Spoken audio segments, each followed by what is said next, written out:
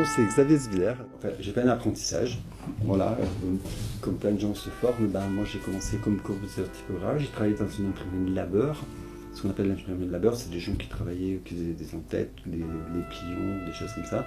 Donc une imprimerie traditionnelle à Aubière.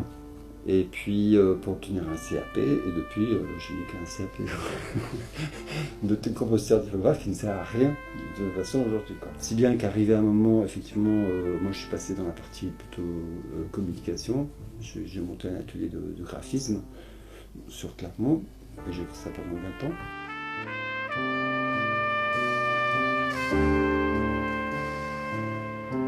Donc la typographie, c'était oublié. Si ce n'est que le travail typographique, que dire dessiner une lettre, faire une mise en page, ça n'a pas tellement changé au niveau du métier, enfin je dirais, le choix des caractères, des couleurs, etc. Mais la façon de le faire, ça a complètement changé, quoi. Donc la typographie étant obsolète, on est passé sur le Macintosh, quoi. On est passé sur les ordinateurs, les PC, tout ça, quoi. Voilà. Donc en fait, moi j'ai vécu vraiment toutes les révolutions, du plomb jusqu'à aujourd'hui. L'Internet n'existait pas, il n'y avait pas de taxes. Et donc on n'avait pas du tout la même façon de travailler, c'était plutôt une certaine lenteur en fait. Mais pas péjorative, une lenteur parce que c'était dû aux pratiques du métier, quoi. C'était long à faire, quoi. Tout était long. Même pour communiquer, envoyer des épreuves, envoyer par courrier, il fallait toute une semaine pour que ça revienne, avoir les corrections. Enfin, maintenant c'est inimaginable, quoi. On reçoit un mail, on renvoie un mail, enfin, voilà, c'est tout à fait différent. C'est vraiment un plaisir, quoi, en fait, voilà. Même si c'est plus long, c'est pas grave.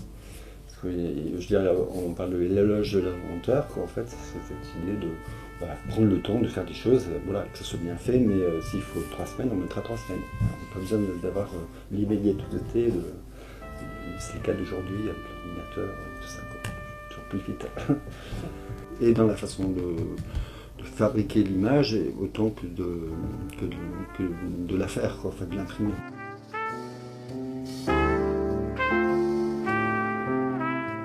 Et puis un jour j'ai dit que j'en avais un peu marre, je voulais revenir aux sources. En fait c'était un retour aux sources, de remonter à l'atelier de typographie. Et donc il y a 5 ans, j'ai commencé à chercher une première machine de caractère et puis j'ai monté le concept de la chose typo, quoi. Donc j'ai monté la boutique, ça n'a pas été tout simple, mais bon là c'est pas si ancien que ça, hein, ça a 4 ans maintenant. Mais ça a été 1 an et demi de travail pour essayer d'avoir le minimum de matériel pour commencer à produire des choses, quoi. Je travaille vraiment sur l'idée d'un objet papier de qualité, avec des beaux papiers, et qui ait une originalité dans le concept.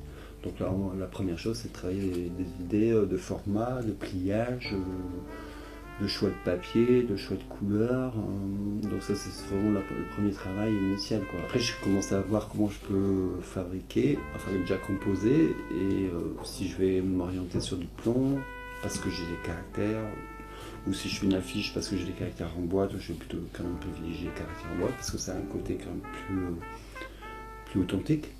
Alors que, bon, dans certains cas, ça m'arrive de travailler sur du cliché polymère. Donc il y a un choix un peu déjà technique au départ.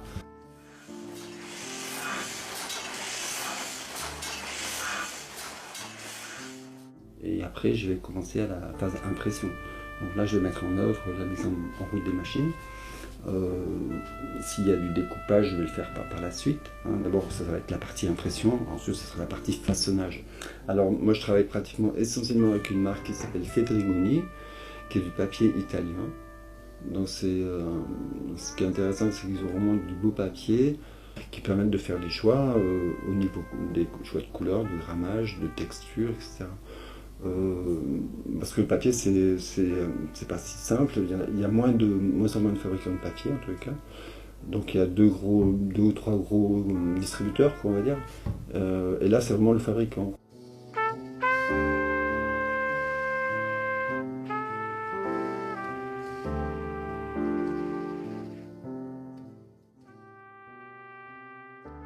Au début de la chose typo, l'idée c'était de faire des expositions pour animer le lieu. Faire des produits, faire une boutique, c'était pas suffisant.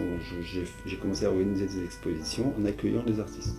Et l'idée c'était de créer de faire des créations partagées. Ça peut être des cartes, ça peut être des petits livres, des petites choses quand même, voilà, des petits objets papier.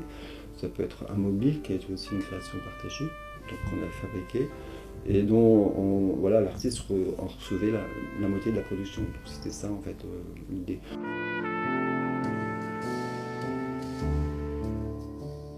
L'idée, c'est toujours de faire des choses quand même un peu uniques et à petite série. C'est pas l'idée de faire des choses à 5 000 ou 10 000 et de trouver dans toutes les boutiques de France. Vraiment pas du tout.